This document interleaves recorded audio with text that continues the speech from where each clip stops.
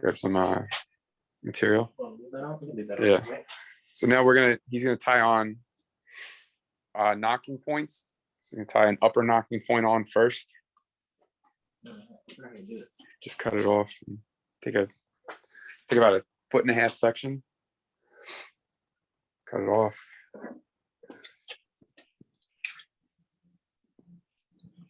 Then we're gonna do a double overhand knot.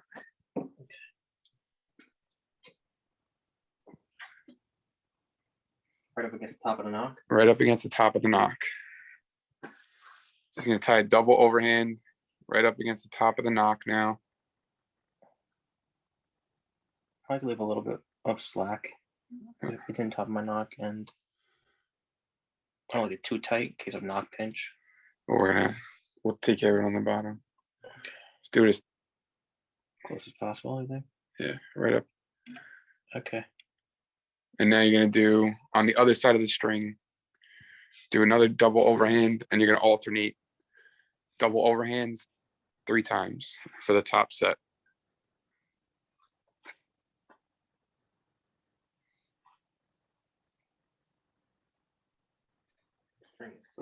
Is this how you tie in all your knocking points, Chris?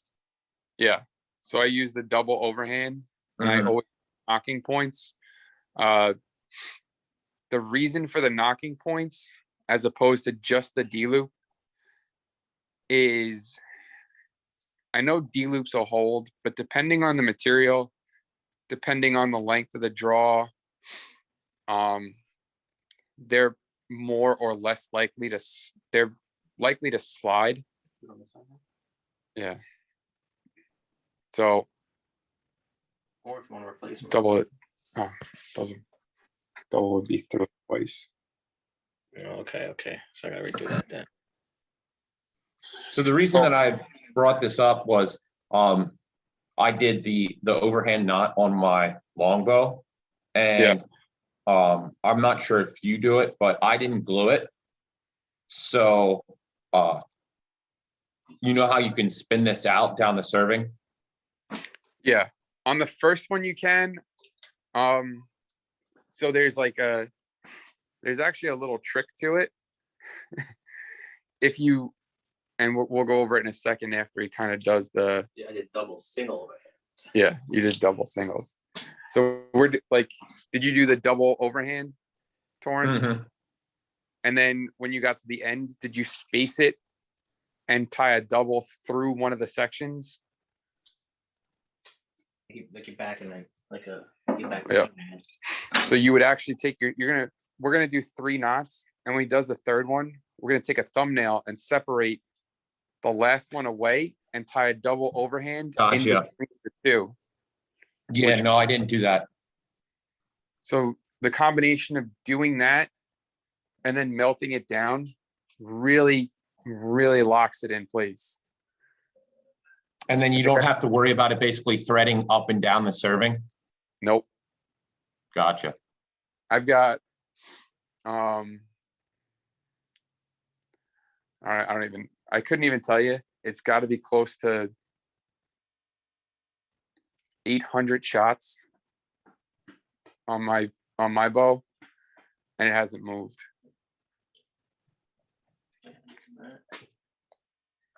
Perfect. Yep.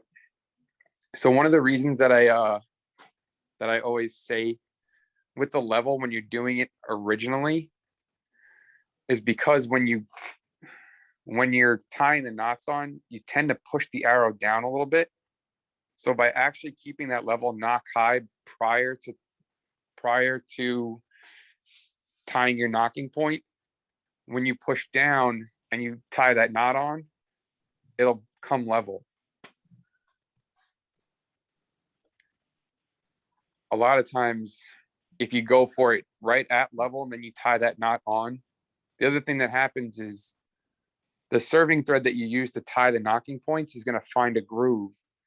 And if it finds that lower groove, again, what it does is it pushes the arrow down, and all of a sudden it's going to give you a knock low, and you're going to wind up kind of chasing it a little bit more. That's my third set of double overhands. With this side, that side, this side. 3 more. It's 3 on each side. Oh. Sorry. So you do 3 on each side, and then we'll go over doing the bottom in a second. Is there a reason that you like this, the overhand knot versus the nail knot? Probably because it's a little quicker when you're used to doing it and it's not cold. It's a little cold. Yeah. I'm not gonna lie, it's a little cold in here. The heater that I had decided to set itself on fire this week. So there's that. Now this is my 6th one. Yep. And then do the We're gonna do that separation. Yep. on this one. Yeah, on this one. Okay. So what we're gonna do is we can actually take the arrow off Okay. and we'll tip the bow down for this part. So that, Tighten this one up yeah, tie it, regularly. yep, tighten them all. Okay. And then go through. So I like them a little bit easier to work with, kind of quick. And I think the other thing was that if you ever get like kind of like a cut, like you can kind of, when you're working on it, or if you're shooting and one piece goes, they're not all individual, like they're not all tied to one piece. Gotcha. Like these are technically you're tying, and when we do this last one, it's going to be like 7 individual knots. So what we're going to do here is we're going to take our thumbnail, and between the top one and the middle one, and dig our thumbnail in, separate it a little bit, and then tie the double overhand and slip it in Okay. that slot that we Okay. just made. So I'll push this one up a little bit Yep. And now do your double overhand and have it sit in between. and have it sit in between and yank on it about as hard as you possibly can. I will tell you, when it's cold in here, and I do this a lot, I cut my hands open from just pulling. I got it. Perfect. Okay. Good. So now we'll Yeah, it's trim. like fishing thread. Yep. Cut those ends off. Leave about 1/4 inch. To burn it down. Yep, to burn it down.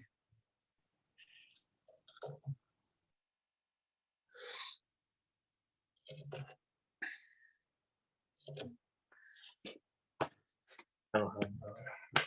And I cannot stress this enough, guys. When you're doing the lighter, make sure the heat's from the side or the top. So turn it this way and heat it down Oh, I see. like that. So the last thing you want to do is put on a new set of strings and melt the serving. These are brand new. We put these on like 6:45. He's not lying. And then just pat it down. Okay. Perfect.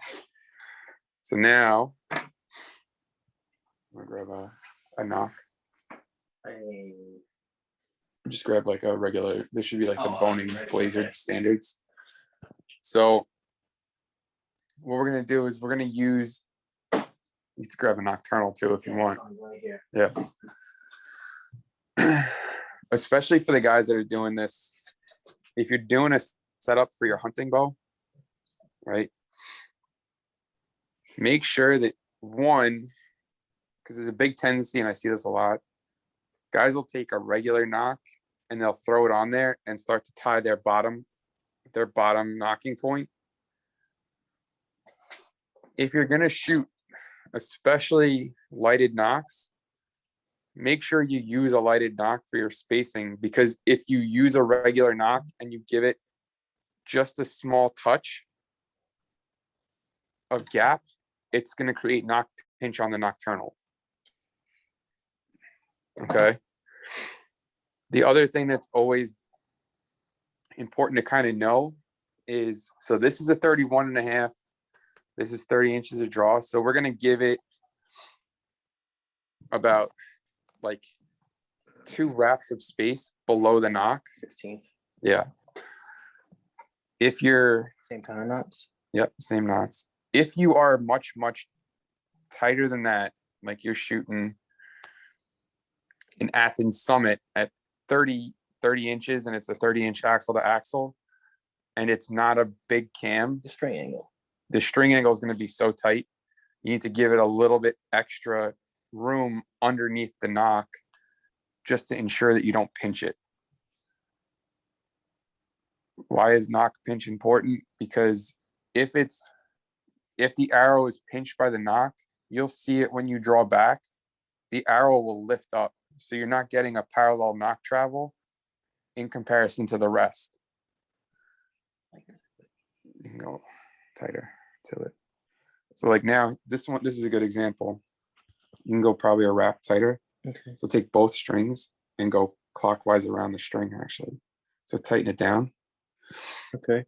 And then you can twist it around the string to Right. fine tune your gap. Yep. So now go around like twice and you'll see it moves up. Yep. I go one more. What if I like it there? Okay. There you go. That's perfect. So once you tie the knot, you can actually like fine tune the distance that you have. Give it a good one more yank before you. Oh, yeah, it's not tight. So why is it tightening up? There you go. Just got tight. Yep. Okay. So you're gonna go to the bottom because the knots are on the top. Yeah. So you can, once you tighten it down, you can actually use the center serving to fine tune your distance by grabbing the ends on the thread and twisting it either closer or farther away from the knock. This one I could just see the way that it was wrapped, so it was pretty easy to know that when we went clockwise around the string, we closed up the gap. When we went counterclockwise, we opened up the gap.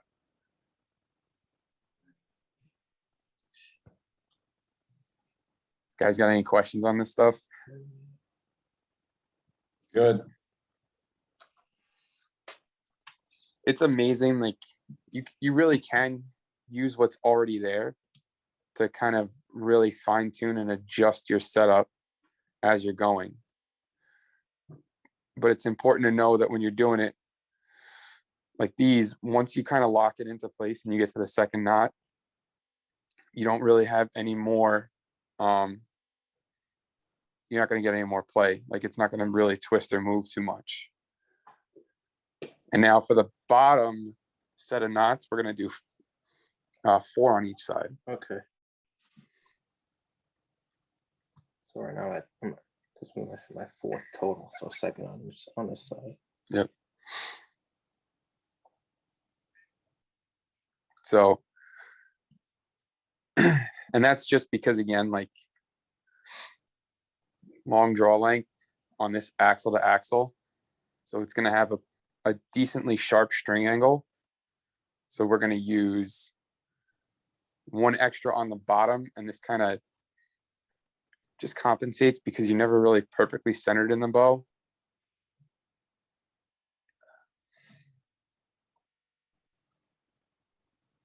So 1 more top and bottom. Yes.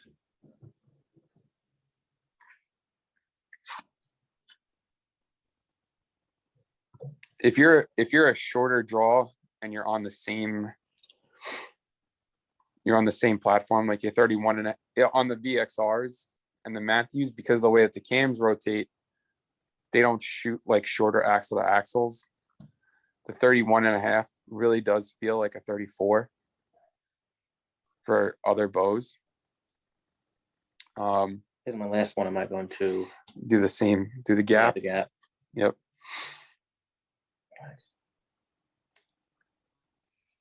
A little bit of a gap. Got it. Slide it right in there and lock it down.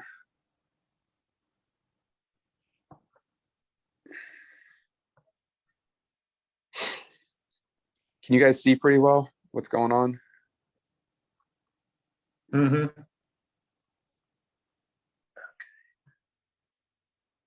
Swimwear. I'm in there.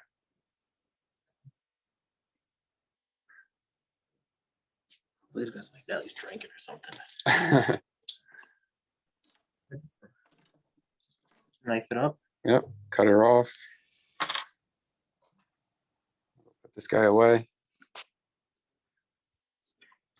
Mason, I think I still owe you that Excel file at some point. Oh yeah, dude, I completely forgot about that. But yeah, I'd love to deep dive into that.